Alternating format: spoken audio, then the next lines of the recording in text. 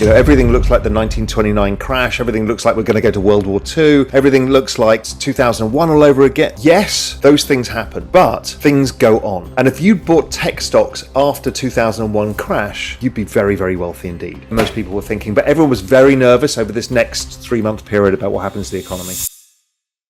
I've got a very clear idea of where I think it's going and how it's going to go. So I have my thesis. And when everything starts falling apart, like the market starts moving, I look like, how has it moved in the past? It's done similar things, right? And I've been telling everybody who's ever got into the space, you need to expect a 50% correction in a bull market, and you might see a 70% bear market. And over 5 years, you'll have still made more money than you could imagine. So you have to accept those things. So this thing starts tanking. Bitcoin starts first, then Ethereum rolls over later. And it's all down 50%. And I said, I've got this weight on my shoulders. I've got all of these people that have been following me. I have been telling them this, but it messes with your mind. And I pick out the one chart that matters to me, which is the adoption chart. Is anything that's going on with China and mining and this and that changing the adoption curve or not? So then, as you said, the relentless rise of technology continues. So I can't hear it. So I turn around to my wife and I'm like, it's fallen 50%. Everybody's freaking out. And she just looked at me and goes, you are all so ridiculous. She said, you said you should expect this. Now it's happening. Everybody's freaking out. And she just walked off and said, don't be stupid, and walked out of the room.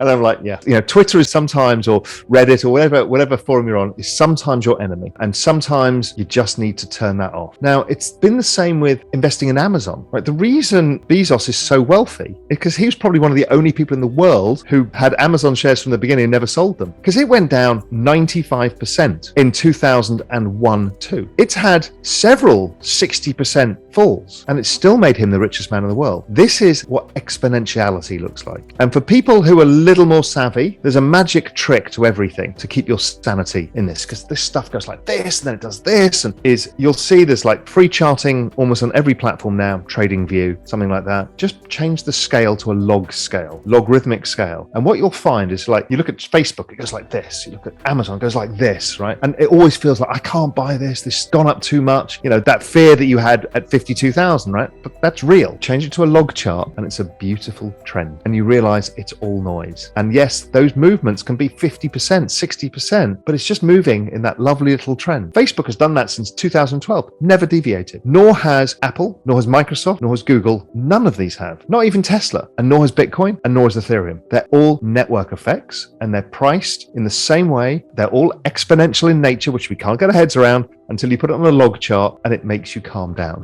What does the log chart do? I've heard the phrase, but I honestly don't know what that means. The scale. So normally a scale would go like a Bitcoin chart. Well, because it starts really low, it might start at $10 and then it's got to go up to $65,000. So suddenly you're seeing a move, $1,000 move. It looks small, but before it was big. So what happens is it squashes the chart, because most of the price action has happened from, let's say, $10,000 to $65,000. So you keep getting this, looks like this all the time. So if you think about Robinhood or any of these big IPOs that have just happened, what they're basically doing is there's a bunch of VCs who've made 1000x, 100x, whatever the number is, and have got obscenely rich, investing in something that you're not allowed to invest in because of the law, because you're not an accredited investor. And in fact, the system's so set up that you're never, ever going to be shown this opportunity. And then at the very end, when the asset's gone up so much, they then list it on the New York Stock Exchange or the NASDAQ and dump it on retail when the best gains have been had. Now, within that, there's always going to be an Amazon and a Microsoft and an Apple. But your chances of getting it at the higher price, so you're the 52,000 guy and not the averaging at 30,000,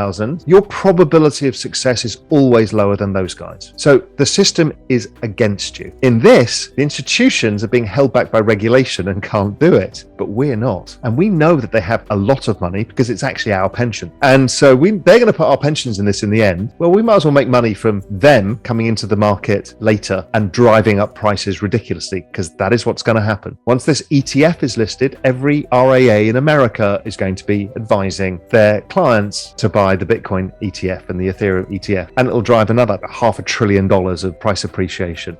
This is all coming, and it is the opportunity. And everybody makes it very dramatic. There tends to be a lot of doom porn, and I've been a proponent of that as well. Everything looks like the 1929 crash. Everything looks like we're going to go to World War II. Everything looks like, it's 2001 all over again. Yes, Those things happen, but things go on. And if you'd bought tech stocks after 2001 crash, you'd be very, very wealthy indeed. If you think of Jeff Bezos, he launched Amazon, bright-eyed and bushy-tailed, has his IPO, it explodes in price. Everyone's like, oh, amazing, an online bookseller. It then falls 96%, right? So this is exactly what I went through in crypto, exactly the same. And then what happened is, well, unlike most of his investors, he held on and it went up a lot again, still didn't make up the high. It fell another 80%. It went up again, it then fell 60%. And then before you know it, this online bookseller was suddenly worth more than all the bookselling companies in the world added together. And it was still trading at a price earnings ratio of like 800. Everyone's like, this is crazy. This is a bubble. But what we didn't realize is he was building a network, this network for e-commerce, and then the computing power that drives it,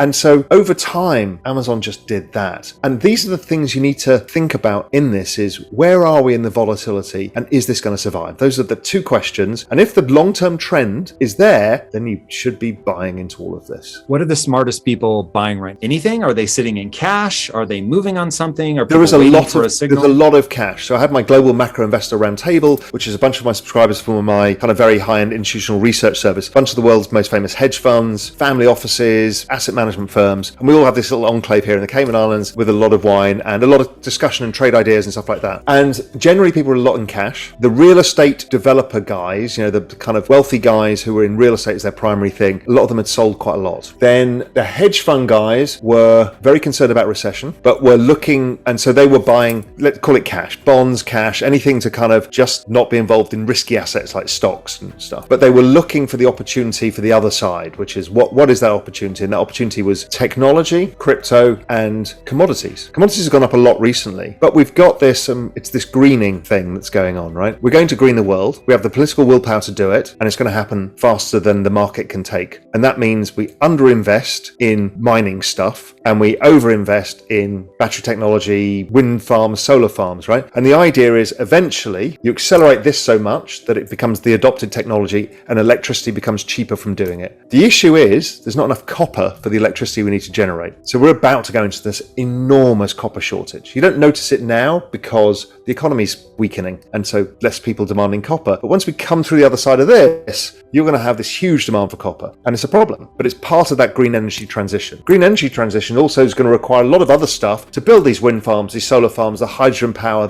and whether we go to atomic energy or whatever it is. It's a whole change in how the world works. Very similar to the 1950s when we kind of rebuilt America, factories and all of that kind of stuff. So that moment in time means that these guys wanted both commodities and technology because they know this one's probably kind of a good 5 or 10 year cycle and the technology cycle is limitless right now. That's, I guess, where most people were thinking, but everyone was very nervous over this next 3-month period about what happens to the economy.